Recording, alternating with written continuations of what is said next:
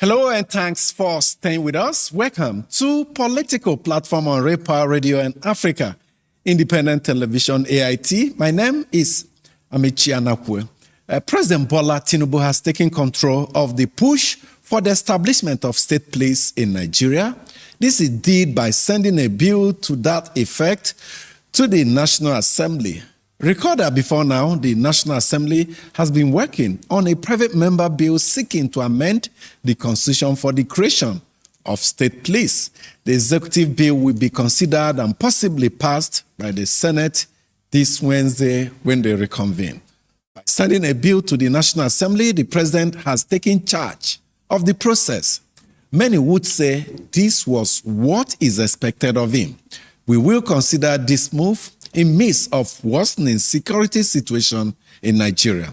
We'll be joined by Dr. Salahuddin Hashim, Director of Programs at the Clean Foundation. That's a non-governmental organization that focuses on public safety and security.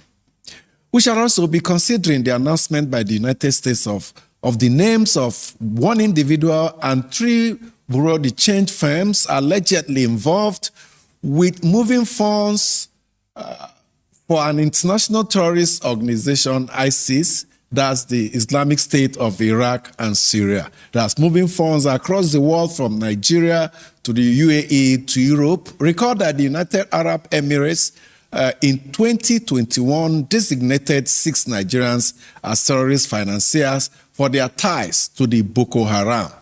How have we been unveiling and unmasking and possibly prosecuting these terrorist financiers? Foreign governments are helping us to do the work. Back home in Nigeria and in Oyo State, after what appeared as a long period of non-visible action, the state government on Tuesday imposed a 16-hour curfew in the local government areas, 10 of them that border the Oyo National Park, where the abducted school children are believed to be kept by terrorists. That's from 4 p.m. to 8 a.m. This curfew will be in place for 48 hours in the first instance. This joyfully suggests that some form of massive military rescue action may be in the offing. Joining me as usual to break down all these issues with analysis, proper analysis for your better understanding, are my colleagues. We have indeed Shola Jaisimi and Mustafa Mohammed. Gentlemen, welcome to the program. Thank you. Good morning. Yeah, Mustafa, take the shot. Okay, well, before he takes the first shot, let's get the ball rolling with this statement of the Senate President Godswill Akpabio, who read a communication from the executive directly from the president, a bill seeking to amend the 1999 Nigerian Constitution to pave the way for the creation of state police. Let's take a listen. Transmission of Constitution of the Federal Republic of Nigeria, Alteration, State Police Bill 2026. I am delighted to present to the Senate for consideration the Constitution of the Federal Republic of Nigeria, Alteration, State Police Bill 2026, which seeks to amend the Constitution of the Federal Republic of Nigeria, 1999, to create a constitutional pathway for the establishment of state police services in Nigeria. This bill builds on the significant work already done in this regard by the House of Representatives and the Senate, and incorporates additional safeguards to ensure that the creation of a dual policing structure to address our nation's evolving national security challenges will be achieved quickly and effectively to the benefit of all Nigerians. The proposed legislation is a critical component of our administration's strategy to reorganize Nigeria's security architecture to better protect our citizens, and I'm confident that the Senate will act quickly to consider and pass this bill. While I look forward to expeditious consideration of this submission by the Senate, please accept, distinguished Senate President and distinguished senators, the assurances of my consideration and best regards. Bola Ahmed Tinubu, President, Commander-in-Chief, Armed Forces of the Federal Republic of Nigeria. Very significant, very crucial communication, very strategic bill from the executive, an executive bill to the National Assembly. Now, whenever the president or the executive sends a bill, it carries so much weight. So much weight in the sense that it's a whip with all that it entails for quick passage, lobbying and what have you. And when the calls for the establishment of state police was heightened and the National Assembly continued to work on that, relying on a private member bill as part of the constitutional amendment process, many felt that it was an opportunity for the president to take full charge. And he appears to have done that. Gentlemen. The action of President Bola Ahmed Tinubu is not just commendable, but it's also timely. The existence of state police will definitely, if handled properly, can complement the efforts of the federal police. The deployment of the Nigerian army and the other military components in our national setting is as a result of the lack of capacity by the Nigerian police, who have been overwhelmed at the moment. Therefore, if you have the state police, they can actually help. But the issue of legislation and implementation have to be done carefully and cautiously. Nigeria is a country where you have governors organizing their political talks, attacking opponents, or even using the security agencies at times to get arrested those who they perceive as political enemies or people who disagree with them. And when you have state police totally under the funding and control of the state governors and state government, then you also know that they can use them at will to go after those who... But you know there are some safeguards. Of course, I'm talking about... And we'll be talking about... Yes, I'm talking about not giving them a total control. There should be clauses in the legislation where the national police and the Ministry there of... are actually. They will do that. And we also have to be more careful because Nigeria in the past 25, 30 years have experienced ethnic and religious tension.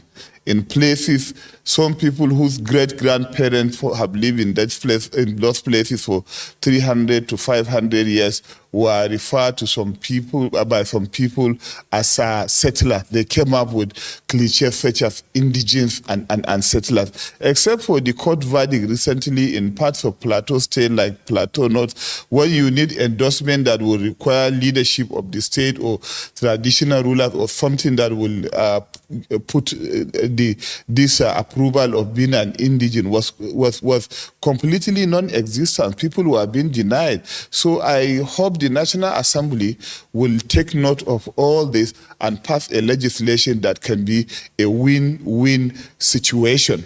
And of course, the challenge to the leadership in the country, when you are talking about controlling state police, that's not the only thing. Some of these governors have committed crimes while they are on seat, but because they have immunity, nobody touches them. I think beyond what the president has done, the National Assembly should go further and even propose the removal of subsidy. Well, I don't mean subsidy, I mean immunity. Well, you raised an interesting point about a judgment that says in Plateau State, if you're born there, you are an indigene. In Lagos State, can someone born in Lagos also aspire to be governor of Lagos? Should the same not also apply? You know, when these judgments come, we tend to downplay it. We tend to not to know the wider implications. By the time we apply it all across Nigeria, then we'll begin to see how the ethnic chauvinists will begin. But somebody from outside Lagos has contested to the House of Reps and won. No, I mean the governor of Lagos and all that. So these are things that we'll have to look at. But back to the issue of state police, Shola. Mustafa said that kudos to President Tinubu.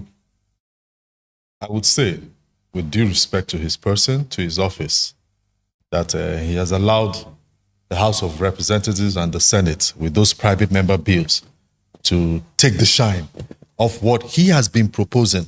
President Tinubu is one of those who had said, as Lagos governor, as even before, during the days of Nadeko, after the aborted Third Republic, 1902 to 93, he has spoken so loud that many of us, our ears as young men, think was paining us that this man is really an advocate for true federalism.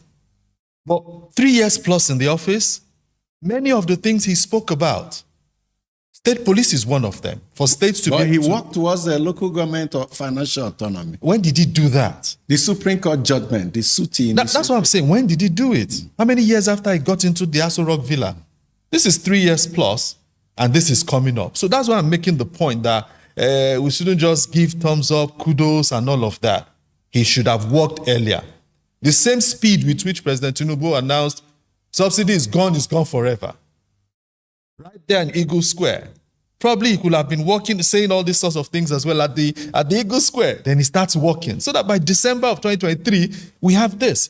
But now that he's overwhelmed, and all of us are overwhelmed by insecurity. You think he's an afterthought? Not an afterthought. He may have been in his plans, but the speed at which he moved is what I'm trying to say.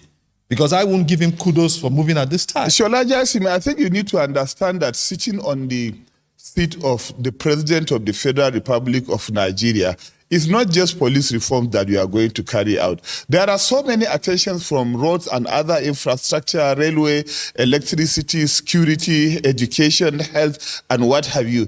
I wasn't expecting the president, since he's coming, to just sit and look at the issues of state police. They are still battling out the issue of security.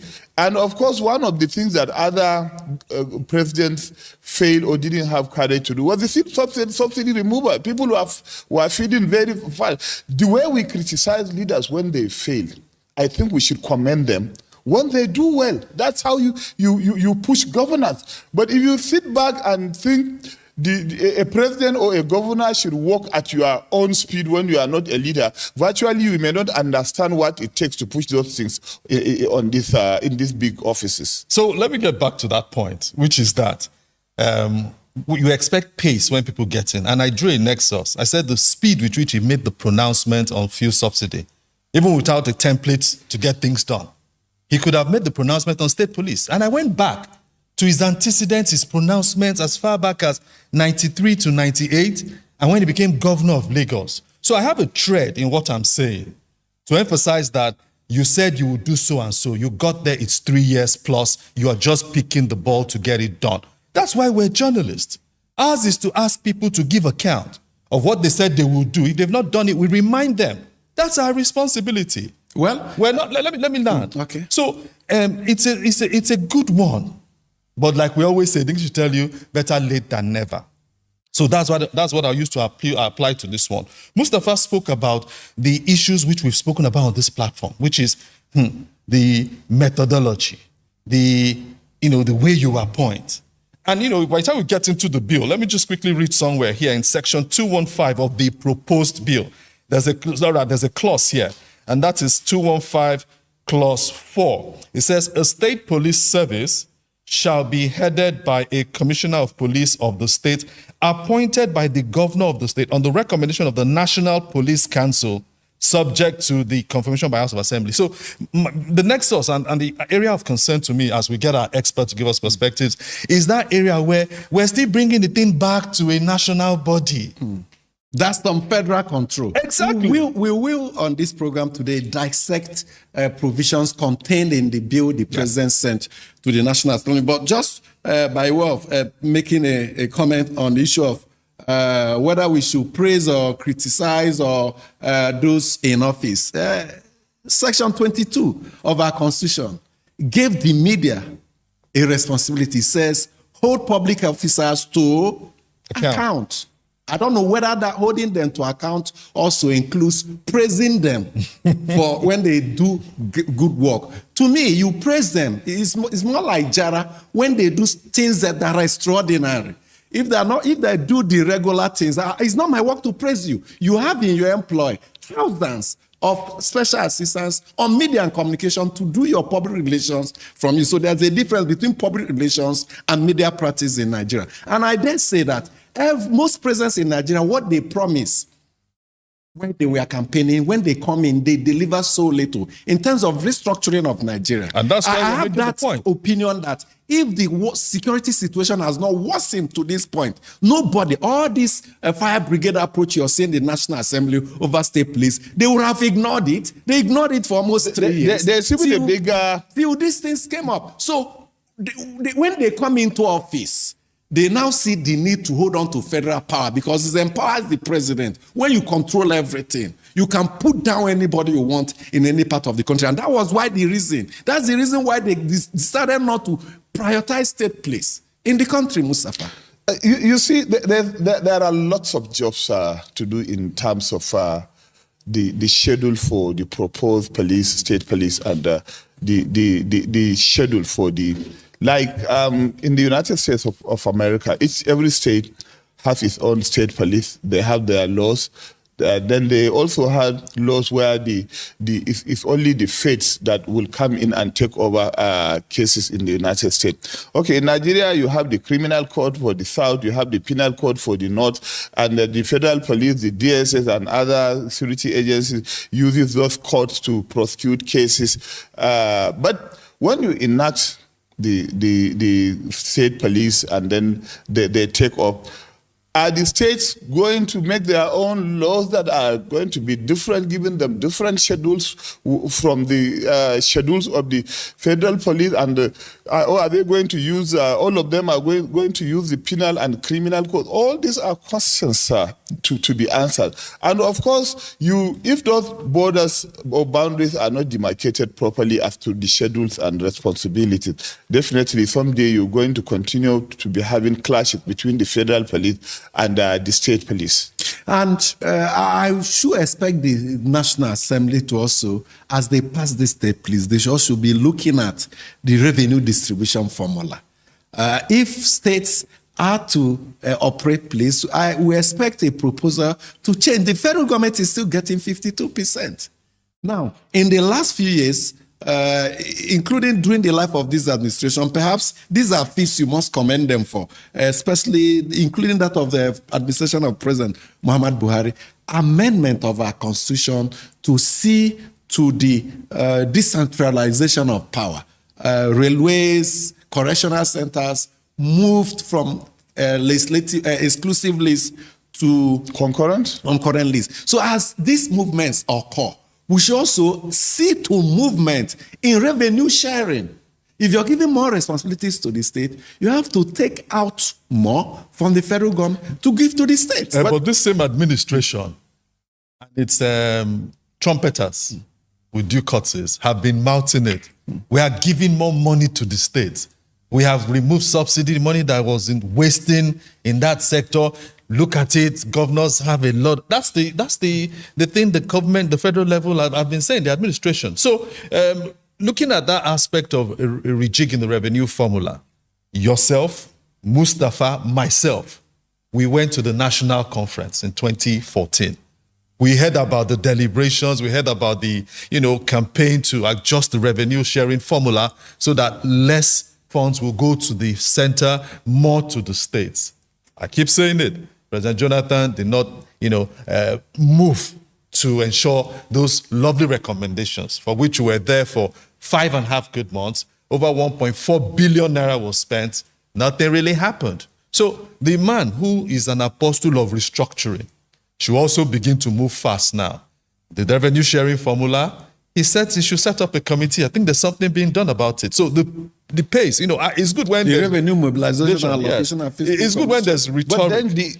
Sorry, sir. It's good when there's rhetoric, but match rhetoric with action. That's what we should do as the media. Are we saying that the governors are not having enough money to run the state police scheme? Like in northern Nigeria, for example, before, if the name of Governor Professor Zulum that you'll be hearing, he does this, he does that, infrastructure, IDPs and whatever. But my recent traveled, whether Governor Fintri of Adamawa or A.A. Sule of Nasarawa or Gombe or the man from the gentleman from Jigawa, you have seen a lot of infrastructure from roads, bridges, schools, hospitals, the kind of all northern state that people are talking about is not the same north as you see right now, because the governors are getting a lot of money doing several infrastructure. A lot of them are maybe lacking in human capacity development and poverty eradication. So this same governor have enough money to run the state police scheme. But the dangers also with giving them more than what they are getting now through revenue sharing formula, changing the formula, rejigging that, is that even as now, you have one governor with about 30 vehicles in his convoy, sponsoring people who do not have jobs or skills or education to go on pilgrimage to Saudi Arabia or go to Jerusalem, which are not compulsory upon poor people.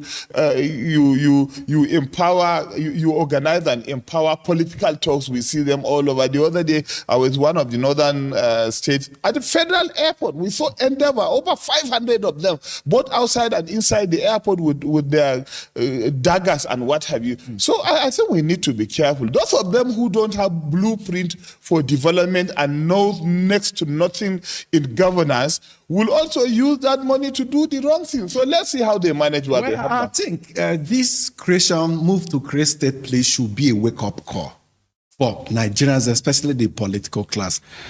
It is clear to everybody that the federal police has failed to protect Nigeria. Everybody knew it cannot do it, but we are pretentious because we had the control of federal power, like I said earlier. And because we're in power, don't bother about decentralizing state police. Hold it and take charge of the whole nation until we are at a crash point. And we have started the fire brigade approach. It's still early for us now to look at our federation, to look at the ways we can genuinely restructure this country. Mustafa talked about bridges, infrastructure project, roads that are coming, airports, name it. And he rightly talked about the human capital.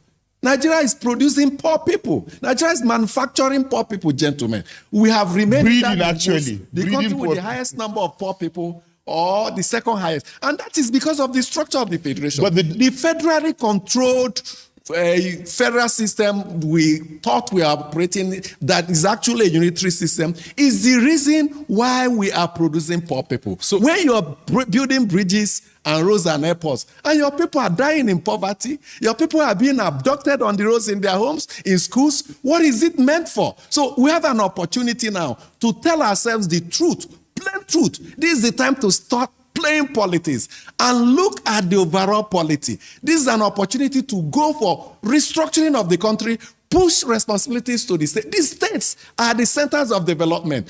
When we had the form of federalism that we envisaged, Nigeria was the cynosure of all eyes. It was the reverse. Nigerians were not traveling to, you were begging them without visa to come to US and UK.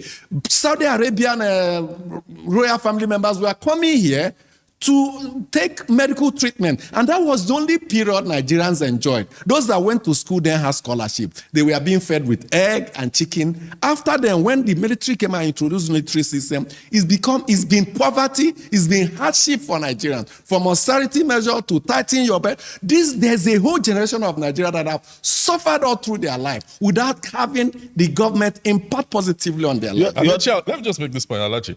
At times, if we go back a little, we need to distill. The military came in 1966, brought the unitary decree. But I can say with all sense of modesty that in 1979, when another set of leaders, Shagari and Co., especially I'm talking even about the governors, we know what the governor of Borno did then in his own way, Muhammad Goni. We know what Governor Jakonde did. And Abubakar Rimi of Kano. Rimi did his best. Balarabe Musa almost tried until he was impeached. We know what Samu Bakwe did in Imo State. I can't really say much about for old Anambra where Jim Mobudu was there. I bet you will tell us that one. So there are persons who, when the unitary system came in, when they came in as civilian leaders, they said, look, decree and all those things, go to one side. And they proved their mettle as administrators in improving the lot of their people in those various states. Even Shagari, with all the criticism we have for that federal government at that time, the NPN, and this early alliance had with the NPP, we know that administration tried, but the militaries are still accused them of stealing and all of that. And that's famous thing which I heard as a young boy when one of the ministers in that administration was said to have said that why are they complaining the austerity measure is killing people? There are people who started eating from the dustbin. I wouldn't name him. He's late now. So, but not shortly after that. You can name him. He's on record. He made the statement. People started... No need to shield him. No, those people, I want people to go and research now. No, you can have them. So the thing is this, as much as possible, there are persons who stood out, irrespective of whatever it is, so that as much as possible, we can clearly isolate persons who did their best while the others, posterity will judge. Shola, the military, from the unfortunate ethnic and tribal first coup in 15 January down to the last coup that happened in Nigeria before the democracy succeeded for over 2 decades, is that they always gave flimsy excuses to push people out. And we know what happened. A lot of them are stinkingly rich with houses in Lagos, Abuja, Dubai, and other places. But beyond that, one thing I want to raise is still on the issue of state police we are talking about is, if you look at the federal police, how much is the salary of an average policeman? Even the uniform, the accessories, the boots, a policeman has to buy with his own money with the same officers. Okay. A lot of them are out renting houses, and you know how expensive lease and rents are at the moment. If you line up 5 policemen, look at their uniform, perhaps they will be wearing different fabric, different... Clearly. Some of them, the sole of the shoes has already gone, bending to one side. So I hope the state governments will not make the same mistake of not making adequate provision in terms of operation, logistics, welfare of the Nigerian police. So, and I'm not saying this just for the state governors to up their game, but I'm also calling on the federal government, the police affairs ministry, and the IG to change the fortune of the Nigerian Now, let's police. quickly go to other issues now, because we're out of time. The United States has joined the United Arab Emirates in naming Nigerian firms and individuals who are sponsoring terrorism by being conduit for movement of funds at the international level. Amici, when this news came, the U.S. is on our case as we speak. Nigeria has been designated as a country of particular concern. So we need to continue to open ourselves to scrutiny. It will help us. I'm not saying the Trump administration is all in all. But when you have somebody who helps you to say, no, you should have done this, you should have done that, try and get this done, etc., you commend such people. So regarding this, that list is not new. It came during President Muhammadu Buhari. That's for UAE. Yes, is new UAE. From US. Yeah, this one is from the US. So who is this person? And we hear the NFIU, Financial Task Force and all of that. Nigerian Financial Intelligence Unit. Yes. So these are agencies that are trying their best. But is their best good enough? How far are they tracking? Because we keep hearing, we have tracked so-and-so funding. Who are people that they need to get quickly? The same way they're arresting and, finding guilty, the courts this time, those who were involved in the actual terrorism actions. Yes, we are seeing it now. Yeah, massive hundreds of them are being pushed to court, and we are getting convictions. The DSS also involved. Exactly. So the authorities also need to move and get the sponsors out quickly. The media is here. The media, once you arraign them, the media is there. We will go to court with you, and we will show their faces, and Nigerians will know who is. So this man who was my colleague in Unilag, so he's a terrorism financier, and like that. So these are the things that help us. Not that we keep talking, and there's no action. When they say Nigeria is a particular country of concern, we should not mix issues. That very statement is the outcome of those who try to blackmail Nigerian government by saying that Christians are being killed by terrorists. And we all know that 90% of those who were killed by terrorists are Muslims, whether in Borno, Yobe, Sokoto.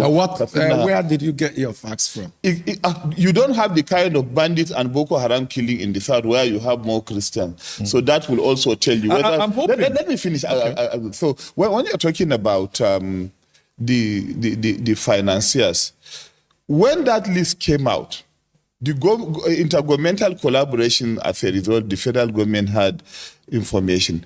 To the shock of so many Nigerians, those people who were named, the organizations who were named, their bank accounts are closed. Have they been arrested and prosecuted? And then I think the United States government should go beyond that. All those who stash stolen money, government money, oil money in their country too should also be exposed beyond naming the terrorists. The government needs those money. Elijah, we need to name the terrorists. Very important. Go ahead. So that we don't, alleged. Naming them, they are alleged to be the terrorism financiers and moving funds across borders for them. So if the U.S. has done its own work, and we need to emphasize this, if we need help, let us get the help. Let's not use any, interest or primordial. Because under the Buhari administration, when UAE named terrorist financiers, the government was silent. The Buhari government for years was silent. They were dormant. They refused to take action by prosecuting these persons. And Nigerians were wondering. So we expect the Nigerian government to move quickly now. A foreign government has helped you provide intelligence. On what we are seeing, we are hopeful that based on the latest trend of massive prosecution, they will move in, tidy up the investigation, and quickly have them prosecuted. One of the strategies of war is to block the financial and logistic supplies of your enemy. The oxygen. So those bank accounts can be blocked. The individuals can be identified. If they are in Nigeria, can be arrested. If they are outside, their extradition treaties can be signed, and then they can be brought back. And even among our politicians, we've had several times government are talking about people who have been giving Boko Haram money every month from their government houses when they were governors. Where are they now? They are free moving around the country. Okay, so they have not been arrested. So back to the issue of this terrorism financiers in that list that's released. I'm really hoping that graphically we could have had, the names of the companies in that list. We put them up. Generation Currency in Lagos, linked to one Mukhtar Adamu. Another one, Manhattan Bureau de Change in Murtala Mohammed Way in Kano. Another 929 Exchange Bureau de Change in Ikeja, Lagos. So, the media, we need to do a lot. If we are really serious, we'll help the authorities. These are allegations, but those are the names. Then we expect the authorities to pick those names, which are in the public domain now, and look after and look for these persons and get them, to the courts and the entities. CBN has the right. You can shut down a bureau de change. You withdraw the license. Do your investigation. So at times, everything just seems like as if we talk. It's action that we all need. Absolutely. We'll go for a break now. When we come back, we'll welcome our guest, Dr. Salahuddin Hashim, Director of Programs at Clean Foundation, to weigh in on the bill before the National Assembly seeking for the establishment of state police. To stay with us. Working People United presents the Good Governance Summit 2026, a high-level national dialogue bringing together government leaders, labor stakeholders, policymakers, and development partners to shape a more inclusive future for Nigeria. Theme: Policies and Governance, Impact on the Working People. Chairing the occasion is the Chief of Staff to the President, Right Honorable Femi Gbajabiamila, with the Secretary to the Government of the Federation, Senator George Akume, as special guest of honor. Joining them are honorable ministers, including the Honorable Minister of State for Petroleum Resources, Senator Ainike Lokobiri, Barrister Iyesom Wike, Engineer David Umahi, Dr. Jumoke Oduwole, and General Christopher Musa. Keynote addresses will be delivered by Bishop Matthew Hassan Kuka and Senator Shehu Sani. Date is Thursday, June 25, 2026, 10 a.m. at the Shehu Musa Yaradua Center, Abuja. Working People United Good Governance Summit 2026, a movement for a better Nigeria. In the hallowed chambers where laws are forged and a nation's destiny is decided. This is your parliamentary program, Inside the Parliament on AIT. Voices rise, opinions clash, debates ignite. We cannot be apologetic in the discharge of our constitutional duties as lawmakers of the Federal Republic of Nigeria. The burden of proving that the election peacefully and in accordance with law must shift to INEC. From the Senate to the House of Representatives, this is where policies are tested, laws are crafted, and authority is held to account. We spoke to some lawmakers on their opinions of the document presented by the president. Every motion, every argument carries the hopes of millions. We need more hospitals, more health clinics in communities so that they can effectively take care of the primary health need of people. The questions are tough. The exchanges are intense. Mr. President, you can have your way, but I will have my say. You can use the gavel, and I will use my voice. And those who want the proviso are 55 in number. And so the proviso says. But who truly stands for the people? Who is driving the change that defines our tomorrow?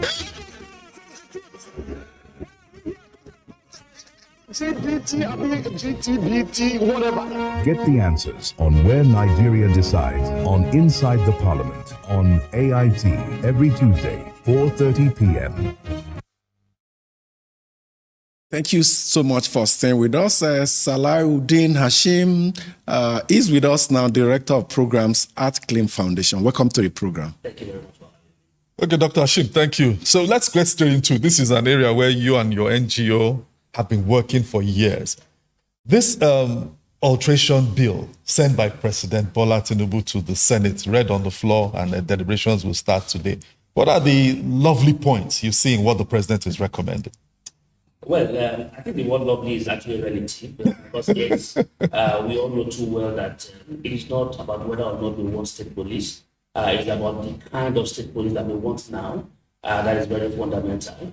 They have actually proposed national minimum standard that across states, there are minimum standard that every state must actually benchmark, which we think is actually a lovely provision. There are transitional clauses in the bill that suggest that while some states don't have the capability or the capacity to set up, that in the meantime, the federal police can continue to hold forth in the interim until such a time when the state is ready. And then, of course, there are also provisions that deals with oversight at the state level, the State Police Service Commission, and then, of course, the entire criminal justice value chain, which also suggests that we are really tiptoeing into having a new template of an entire policing system. And then the architecture itself suggests that we are making some attempts. But again, there are also concerns. And for us, those concerns also, in those provisions, some ambiguous statements. Perhaps the National Assembly, in their own work, would do due diligence and do definition clauses at the back of this particular bill. For instance, when you talk about political threat, that at such a time, when there's particular political threat, that the federal police can intervene, the question would be, what is the definition and what constitutes and what are the ingredients of what a political threat can be? Talk about political persecution. So there are ambiguity that are also might be recipe for conflict or new concerns. But we think that generally we seem to be tiptoeing into a new realm. But again, there are issues that borders around concerns. And Mustafa, you mentioned something in your conversation about indigenous settlership. The question that readily comes to mind again around recruitment. Are we going to be recruiting indigenes, or are we going to be recruiting Nigerians who live in those countries? So that also brings us to the concern around recruiting ethnic police, because that might also be an aspect that we may be tiptoeing into if care is not taken. Because you know too well, as it is now and as it stands, governors are going to be in direct command of hiring the commissioner of police. And then, of course, they are going to be in direct command of the entire value chain. And we know too well that recruiting personnel would therefore be something that they would directly want to oversee. And this therefore would mean that some political structures might want to be satisfied in dealing with that. We've seen the state independent electoral commissions. We know that every governor in every state wins a landslide every election at the state level. At the local level. Yes, so those kind of exceptions. But I think beyond what we have just observed, Dr.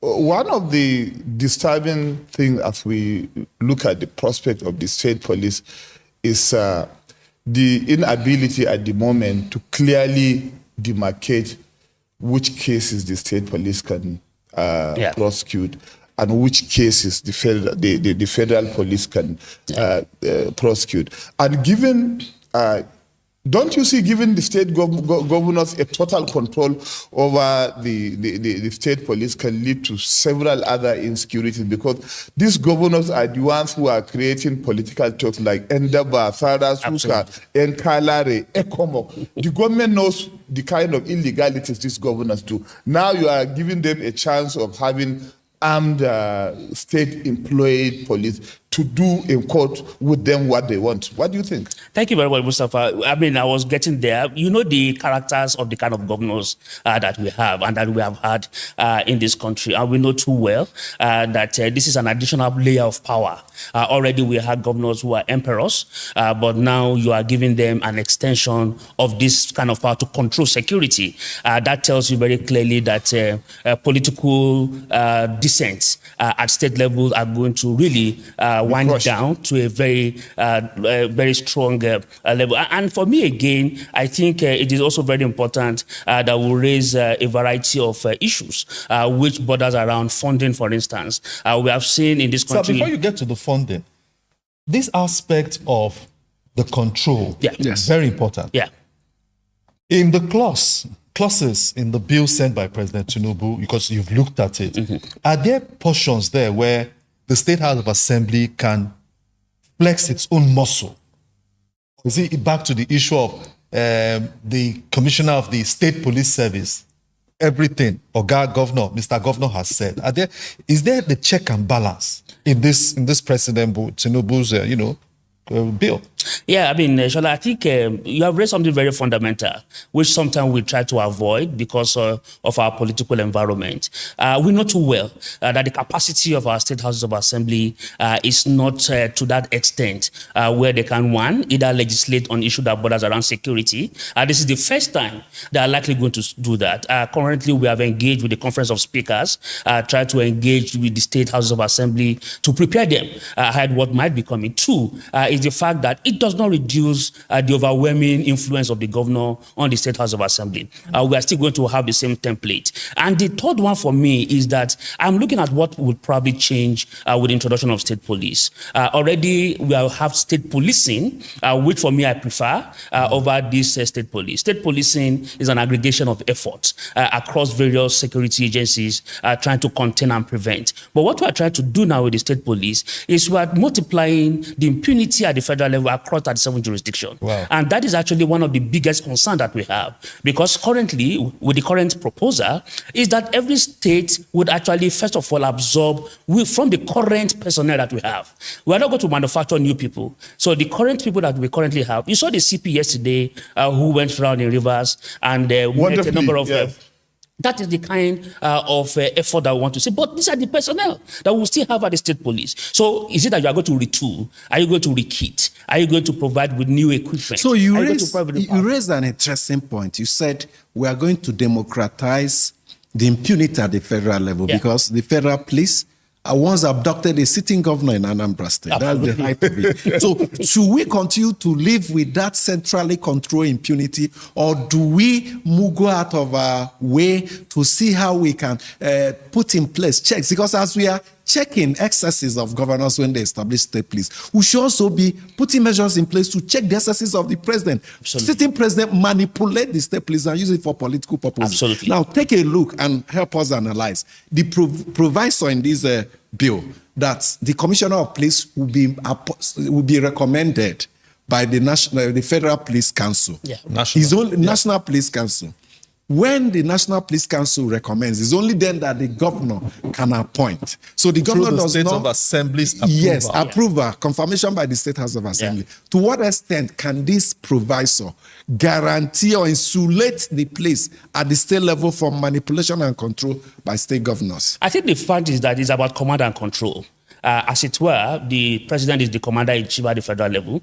The governors are going to be a direct command, providing command to the governors, and that in itself is the most important thing. And of course, the provision says, the amendment says that they have the power to also fire, which means that that also provides them with anybody who is trying to disagree with them over a specific situation. So in terms of the guardrails, some guardrails were provided in the provision. But again, because of the typical nature of our lawmaking, which I think again comes from either lazy minds, we also started making those mistakes from this particular clause. One is the fact that we started using words that are very either ambiguous or nebulous. And again, you see some words like irrespective of what Section 1 says, or it doesn't matter what this particular section says. Overriding. So you see that already we are having those landmines already being created in this particular bill. But generally speaking, what we need to see would be a state police that is actually very responsive.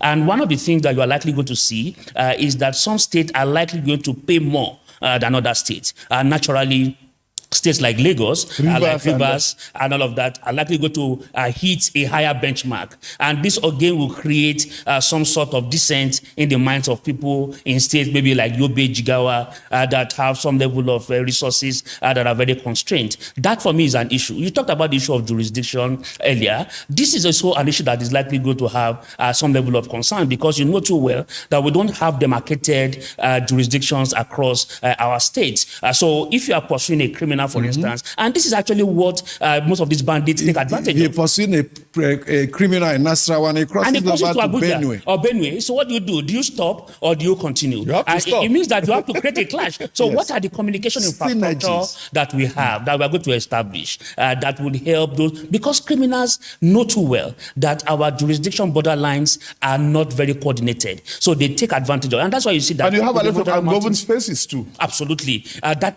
of course, will continue to happen. And that's why I say we need to see what will make a difference. There's another important clause I want you to speak to.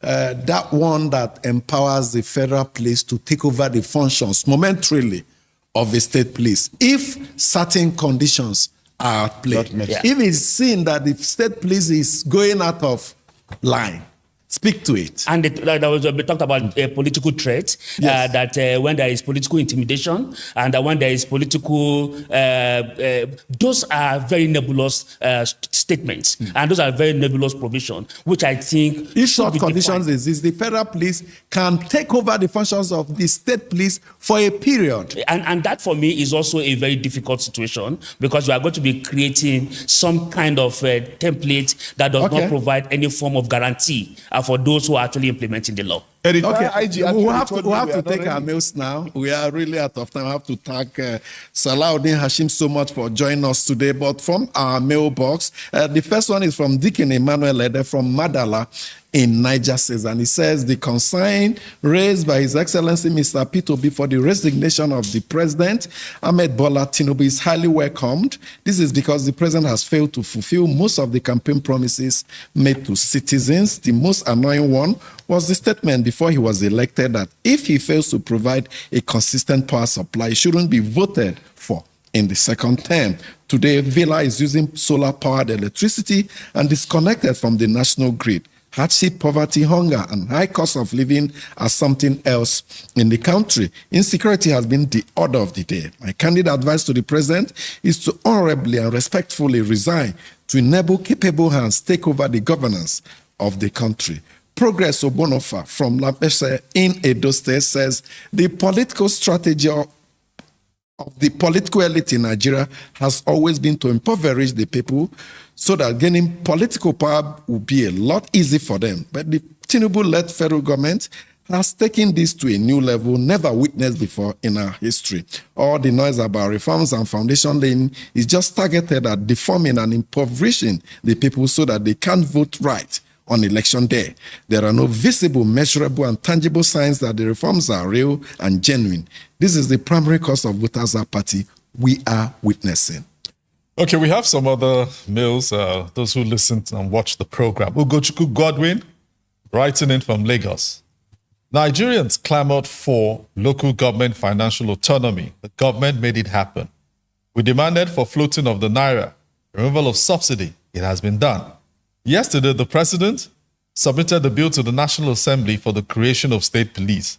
The NAS, that's National Assembly, will surely grant it. Will it stop insecurity? I doubt. All the things we clamored for have not brought us to El Dorado. Yes, there is no quick fix to a long-term problem. What Nigeria needs is not all these reforms. We need a character reorientation and a brand new constitution that will not surrender to religious or ethnic consideration. A constitution that is democratic with a structured framework, not built on sentiment. This current system of government cannot work, no matter how we keep patching it. Emmanuel Nkama has written in from Gowon Estates in Alimosho in Lagos. Please permit me to observe with utmost disgust that despite the end of the war of US and Israel on Iran and the opening of the Strait of Hormuz, thereby reducing the prices of barrels of oil globally, the pump price of fuel remains high in Nigeria. He has called on President Tinubu to intervene and order the petroleum marketers to, as a matter of urgency, reduce the pump price of petrol to between 850 to 870 naira per litre. It was before they increased it to over 8,300 naira, even before the US and Israel sneezed in Iran. Marketers should allow their conscience prick them and do the needful to ameliorate the economic hardship of ordinary Nigerians for the sake of humanity and posterity. Rather, prosperity. The vulnerable citizens are really going through a lot and need government intervention and not aggravation. Thank you so much for the mails, and that's the much you can take on today's edition of Political Platform. On behalf of my colleagues, my name is Amechi Anakwe. Have a good time.